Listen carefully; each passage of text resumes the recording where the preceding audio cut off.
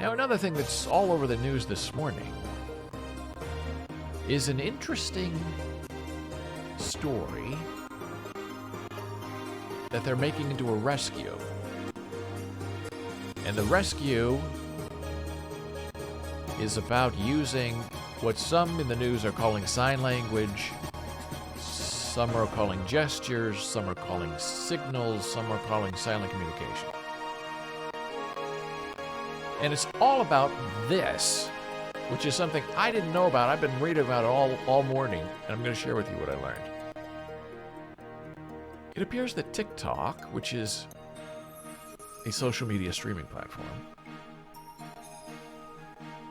has some kind of hand signals that they share silently, which is the wrong word, by the way, in order to indicate danger or distress or domestic violence. Okay. That's interesting.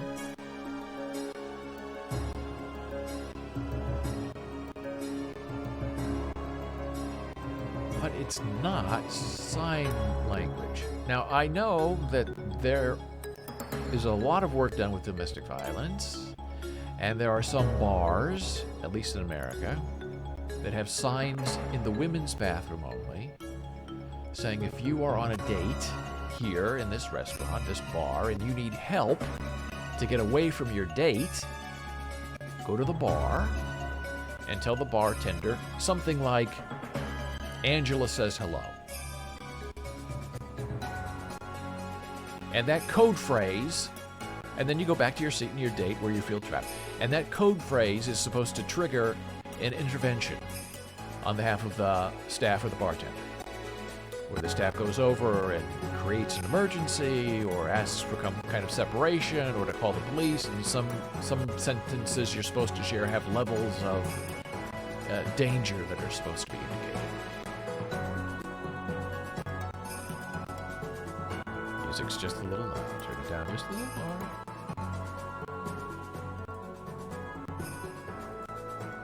And that's a wonderful idea. How to save someone from a distressing situation.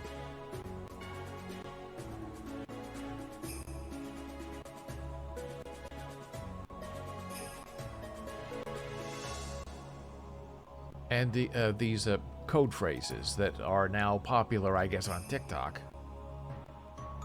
are making the news. And the news is there was a 16-year-old girl who was missing, and she made this I'm in danger hand signal from the back of a car to another car, and that car saw her and recognized the hand signal from TikTok and followed her and the car and called the police, and the man who had abducted the woman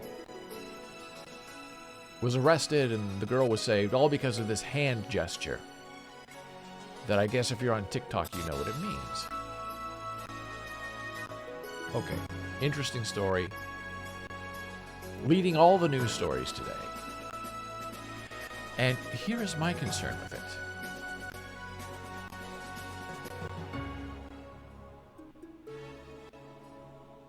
What the girl did was the right thing in her situation, but overall, the overall context of how these things happen and shake out and how memes and knowledge is learned and shared is a little bit problematic. It's a little bit of cultural appropriation, but not really, because it's not sign language. It's not really even a gesture. It's just a thing that I guess some people have decided on.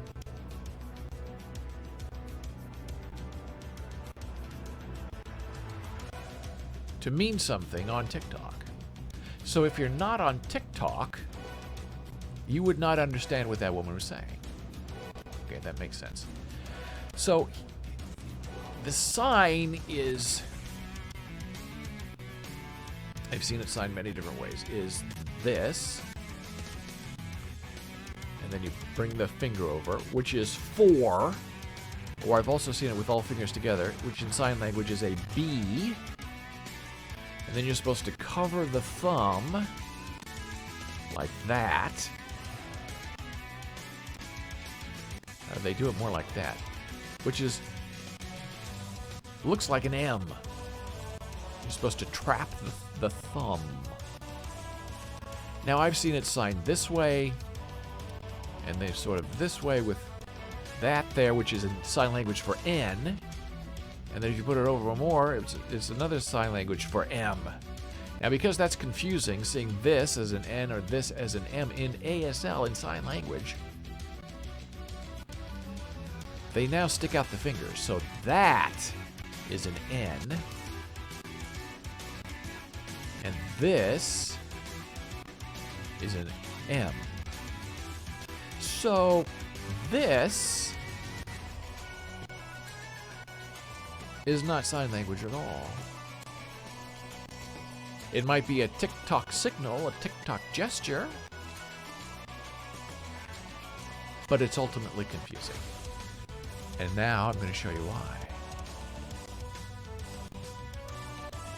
So this is the official page of where this thing was invented. This sign signal for help. So this is how they describe this signal. Palm to camera and tuck thumb.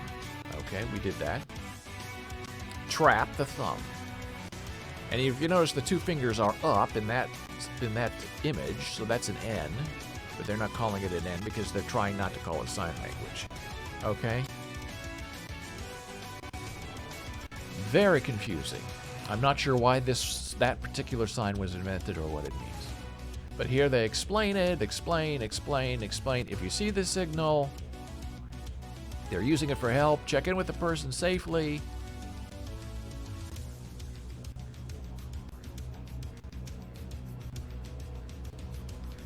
And this is the one that interests me the most. These are questions. Does the signal for help stand for something in sign language? The signal for help is not meant to refer to any words, letters, or ideas in American Sign Language. Okay, that's great to say, but that's not how it's being reported. And any other person watching the news or hearing about this story is going to think it's about sign language. People don't understand signals. People don't really understand gestures. People tend to say any movement of the hands to communicate words, thoughts, ideas is sign language. So they're saying it's not sign language. This is designed as a single hand motion for someone can make during a video call to silently communicate they need support. Deaf community members were consulted on the signal for help prior to launch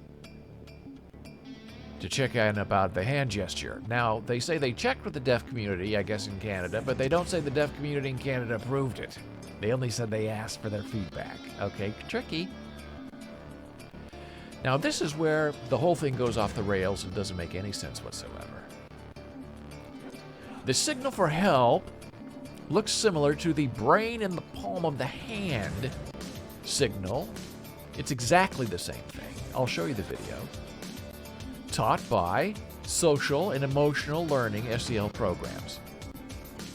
These programs may teach participants to use an open hand, trap thumb, and fist to communicate and regulate emotions. Okay, what that has to do with domestic violence or sending help or getting the police? Not clear, because it doesn't make any sense. And to me, this paragraph comes right after the paragraph talking about the deaf community being consulted but not approving what they're doing. But why should that stop them, right?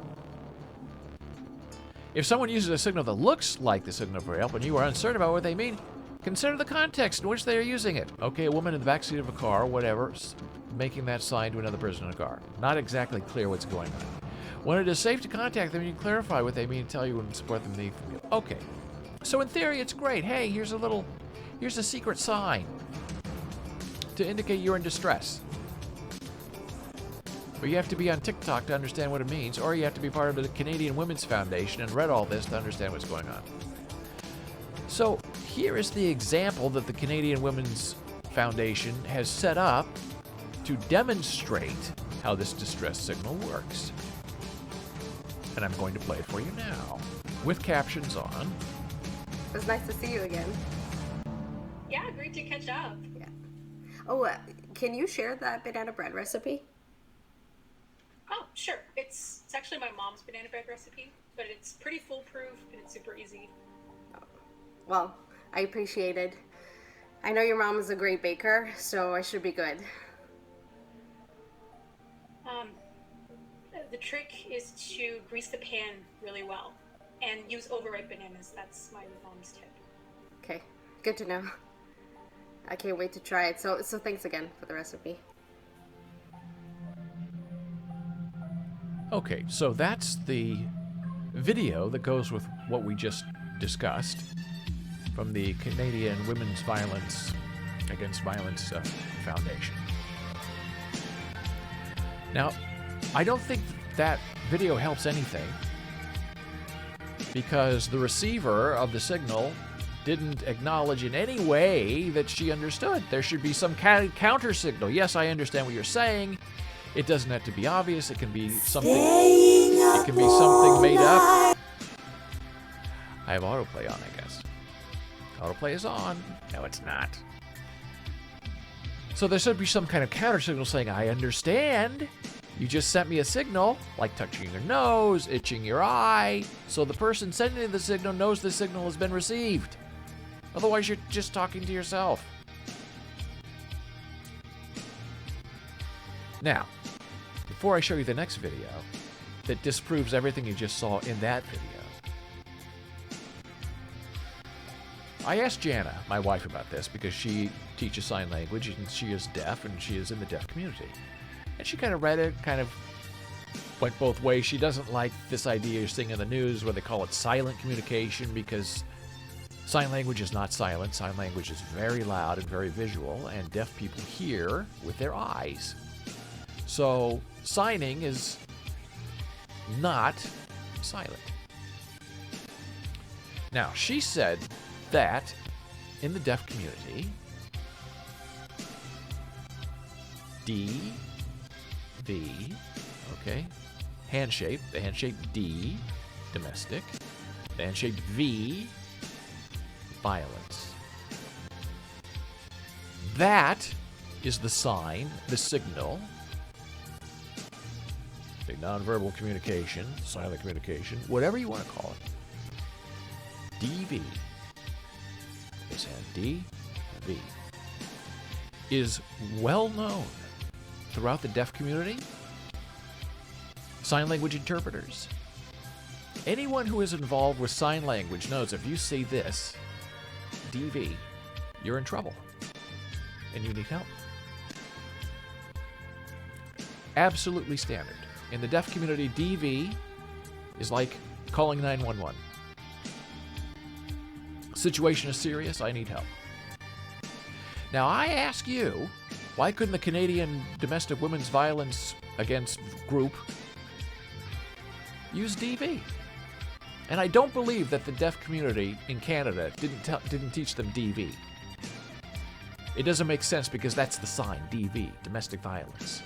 I need help. And then you put that on TikTok, and other people see that, and people learn DV means domestic violence, I need help. And instead of having to go into the bathroom and go to the bartender and say, Angela's calling, what if you just went to the bartender and said, and then go back to your seat? And if it's widespread enough, the bartender knows, oh my gosh, she said domestic violence. She's in trouble. I need to go help her. Or a guy. A guy can be in trouble too. DV. So here is the video that the Canadian Women's Group uses to support their use of their invented sign, which is 4M, or perhaps more insulting, BM, as their domestic violence cue. One of the most rewarding experiences for me has been to study brain science and apply it to the experience of parenting. And the hand model of the brain that I use to teach parents is very useful to understand that. So if you take your thumb and put it in the middle of your palm, put your fingers over the top, this is a very useful model of the brain. And when we can actually see in front of us what's going on in the brain, then we can change what the brain does. So let me walk you through very basically what happens in this brain and the structures in it. And it goes like this. The spinal cord comes up representing the wrist, and then you have coming up into the skull the brain stem and the limbic area, which work together to help regulate arousal and your emotions and the way you have a fight, flight, freeze response. These are below the cortex, the limbic and brainstem areas, and the cortex is this higher part of the brain that allows us to perceive the outside world, to think and reason.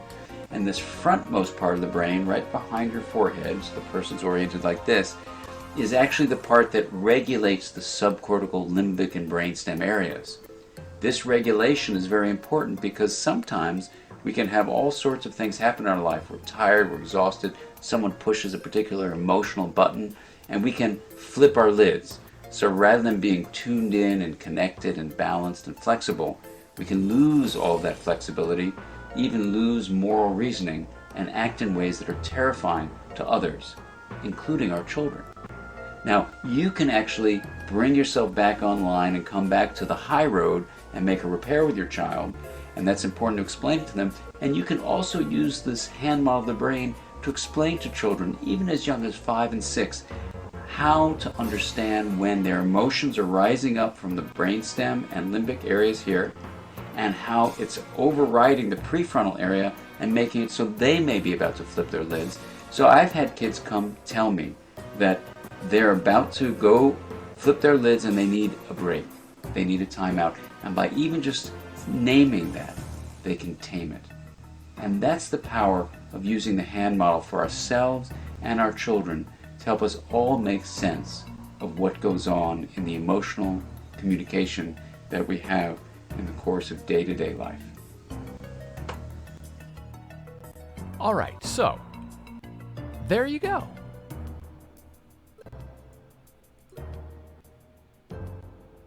Hello, my name is Dan Siegel, Whoops. and it's an honor We to still have introduce you auto to the hand model play. of the brain.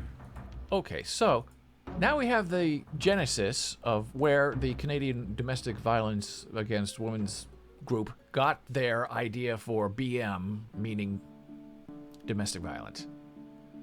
They took the idea, borrowed the idea, stole the idea, it's all fine, from that scientist who was talking about brain stems and emotional disconnects with young children who can't communicate. This means I'm okay. He just told you in that video, this means I'm okay. This means I'm going to blow my top.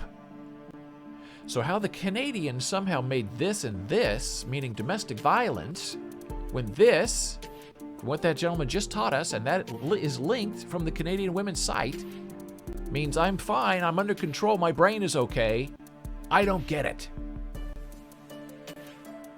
And if you ask someone from Canada who is deaf, what does this mean? They're going to say bowel movement, or BM, or 4N. I mean, it doesn't make any sense at all in a context of being a way to signal communication with a gesture. So I would like to suggest today, humbly, use DV, domestic violence. It's already established. It works. It has been used with success. And it will mean something. So that's my take on TikTok and how dangerous it is when people who think that they know something and they're experts and they put it out in the world and it propagates and gets put on the news and gets put on TikTok and taught to children, and it doesn't mean what you think it means, except in a very specific, narrow context. If you're a deaf person and someone does this to you from a car and you look at it, you say, oh, they must have to go to the bathroom. They're having a bowel movement, right? You're not going to think domestic violence because that's not the sign. That's not the signal for domestic violence. Now they're trying to make it so, but they're doing over something that is already very clear. But this is a very common effort in the mainstream hearing community for hearing people to decide things for deaf people without asking them and getting their involvement and approval. And it happens all the time at hospitals and doctors' offices.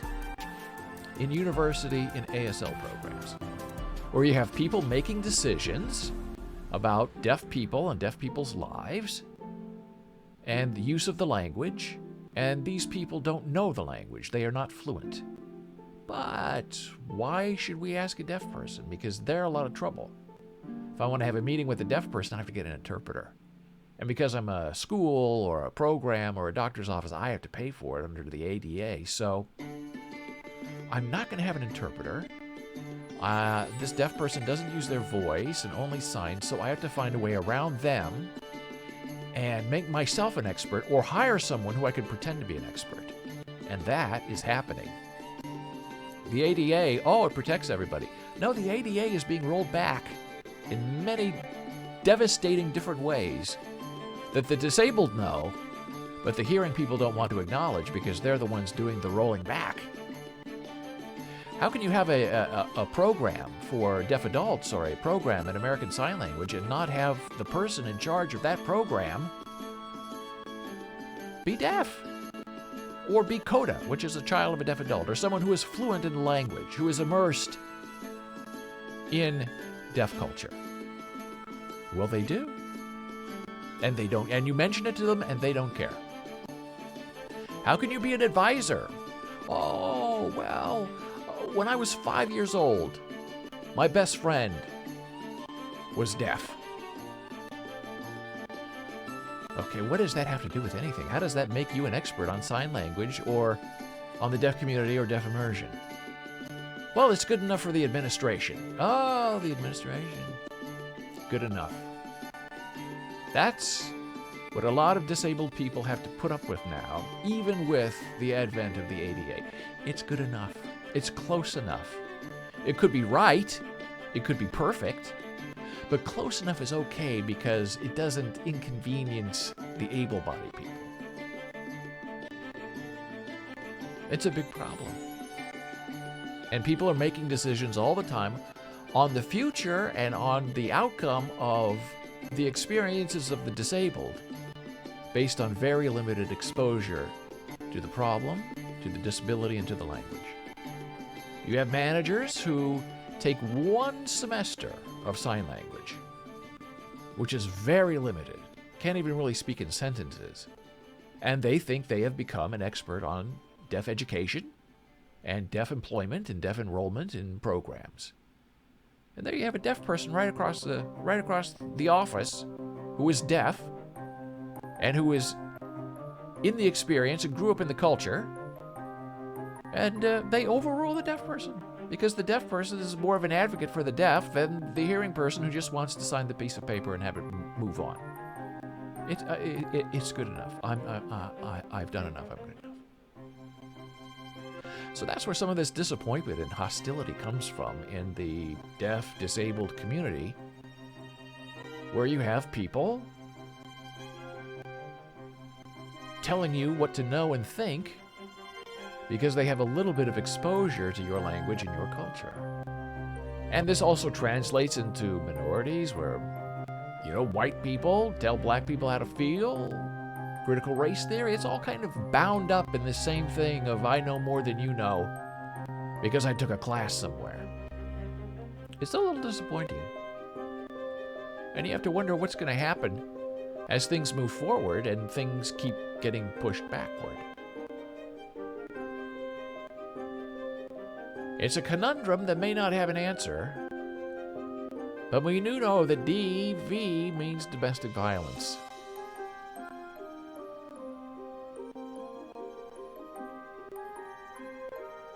And sometimes if you don't know how to acknowledge back, oh, DV, I saw that on David Boles Live. I know that means domestic violence. That's a deaf person who needs help. How do I tell the person I saw the sign I'll get help? Well, that's where you can gesture. You can nod your head. You can wave. You can do it right back. They'll know your facial expression. Give a thumbs up. That's universal. Okay, I got it. You can shake your hand like this, which means yes, or this, which means understand. But just a simple thumbs up means I got it. I'm going to go get you help.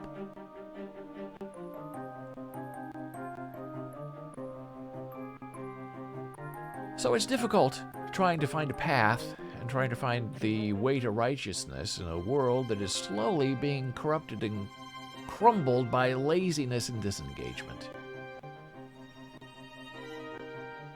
And we owe it to each other to find simple forms of communication that need to be universal and respected and understood. And how do you fight something going viral that has wrong information and that has very limited meaning on social media? I don't know the answer, except to try to have conversations like this and propagate the ideas out there into the real world where things matter and things can change and things can get done. Now, there's more to say about this, but I've probably rambled on long enough. And for right now, we're going to take a small break. Blood pressure break. You know what that means if you've been here before. We will return momentarily.